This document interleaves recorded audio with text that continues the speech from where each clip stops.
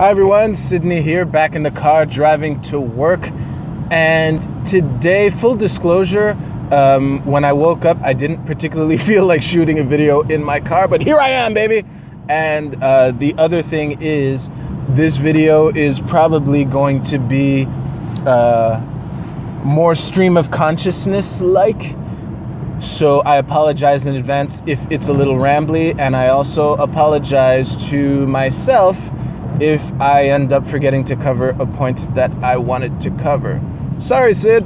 It's okay, Sid. This is a stream of consciousness, but there still is a purpose. I wanted to talk to you about basically my first impressions of Trump as a president, and also a tactic that I've organically discovered, which I hope you'll have more opportunities to use than I have. I think by the end of this video, it will be apparent how little attention I pay to politics. It hasn't shown during the election cycle because, as I've said many times on this channel before, it is the Olympics of sophistry, so I am totally paying attention to that. Especially, I'm huge on critical thinking. I think the Trivium was like the first non-shaving video I put on this channel. I will link to it below because it's important and so underappreciated. Start with grammar, people. Stop trying to skip to logic. Anyway, my first impressions of Trump so far, I gotta say, on many levels, I am unenthused. I was not expecting to be enthused. I've said many times, I mean, even my video on Trump versus Sanders on the issues, I explicitly named him the least revolting person left in the campaign. I stand by that. I'm depressed every time I think of how Trump is the lesser evil. As soon as Rand Paul dropped out, which he didn't have a shot anyway. So, maybe Gary Johnson, who knows? His odds of getting elected were as high as Rand Paul's.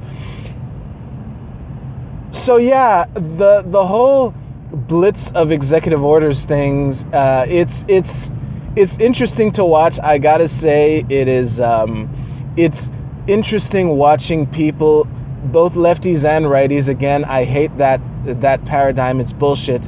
But both lefties and righties putting their spin on what these executive orders mean. I mean, predictably, the left. Oh, I just said the left. Lefties are reacting like it's the end of the world and Trump is Hitler and all that shit.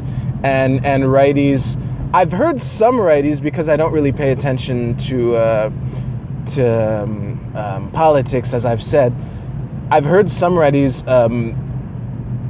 floor the theory that this is like the shotgun approach of basically hitting people with so many things that people are kind of disoriented. So yeah, I will say this though, if the trend continues, it's really cute to watch lefties losing their shit over Trump signing an executive order that basically enacts one of the things he ran on. So yeah, to come back to what I was actually trying to say is, if the trend continues, for better or for worse, Donald Trump will have honored more of his campaign promises in his first year than Obama did in 8. However, there is an asterisk I would like to add to that, because in the flurry of lefties and righties saying their predictable things, I got an anecdote, and if you can verify this, please do so.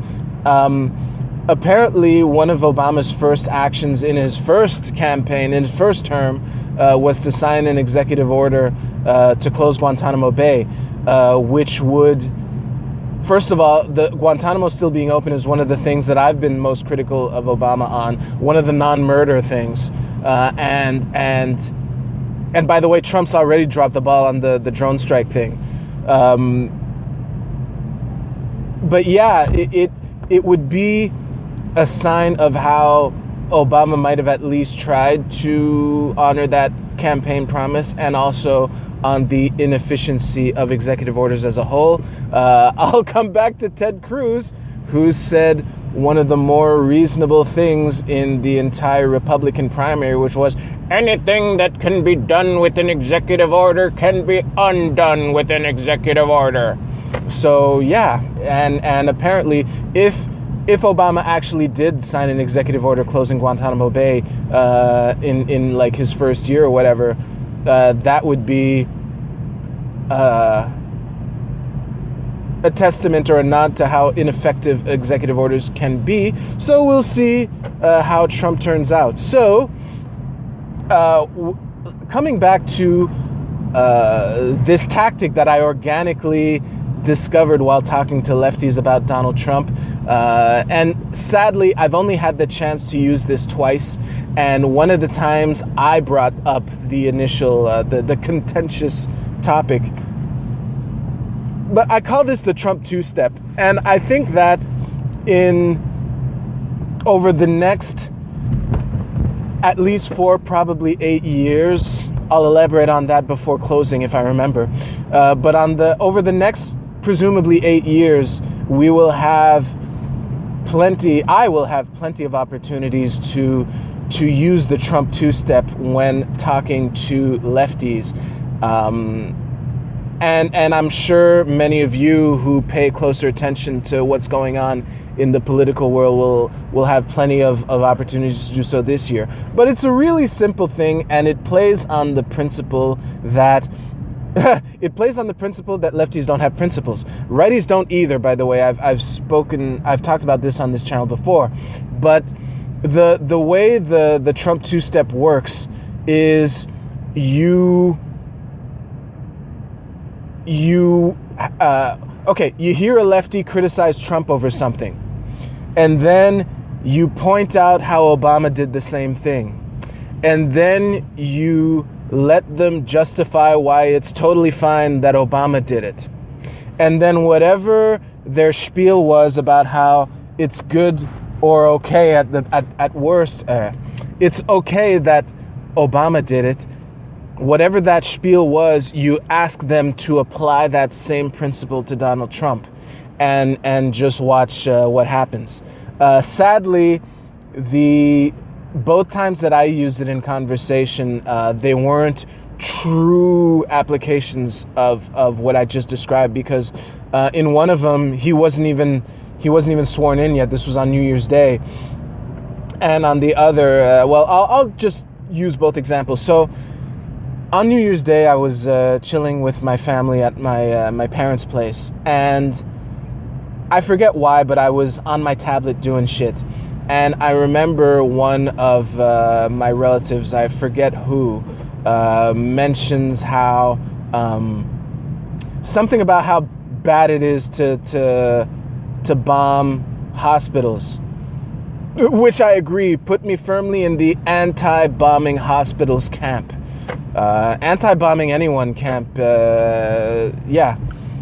So yeah, I'm sitting there with my tablet, not really paying attention to the conversation that's happening around me, which is probably why I can't remember who initially brought this up. But I'm holding my tablet in my hands, and I overhear how terrible it is to bomb hospitals. So I switch over to my Google Chrome, and I just enter Obama drone hospital, and lo and behold, I get plenty of links regarding this. I was aware, but I try not to bring up things that I can't at least poorly defend. So I scrolled through the links, and there were some links that were from like old media websites like CNN.com and shit like that. I'll just let the ice stop rolling off my roof. So yeah, I just, do my lazy, sloppy vetting, and I just break in and say, oh, by the way, Obama droned a hospital in this year. I had the reference in front of me.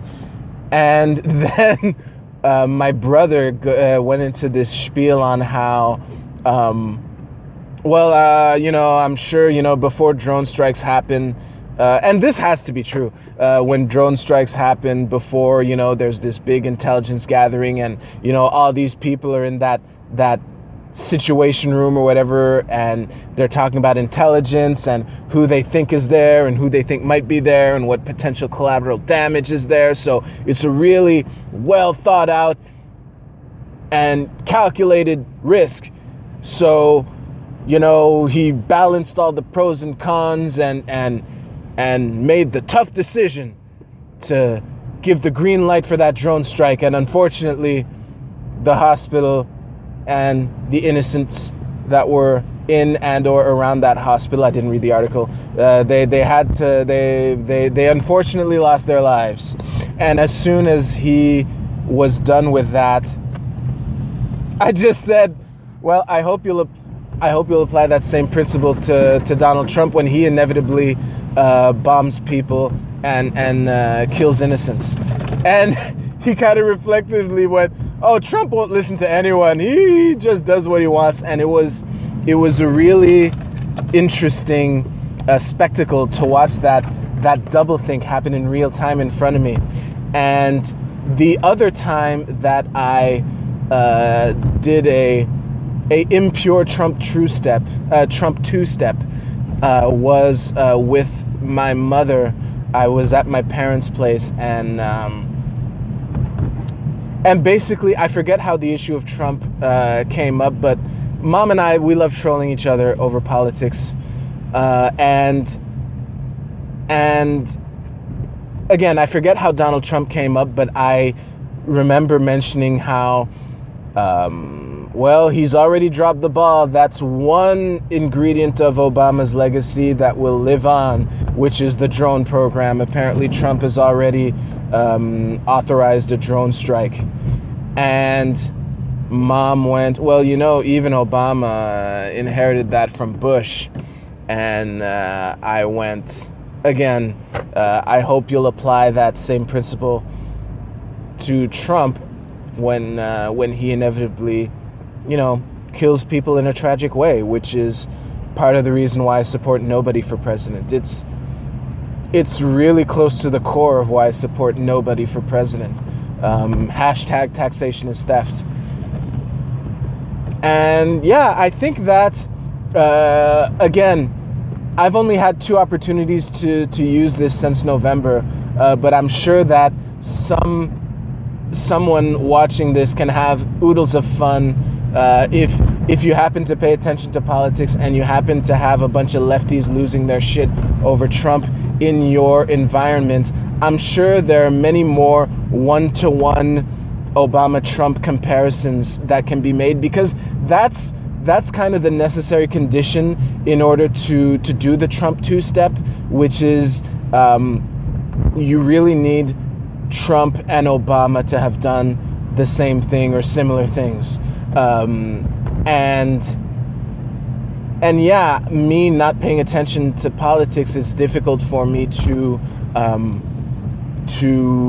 come up with those situations, or at least notice them when they come up, and I'm like, what?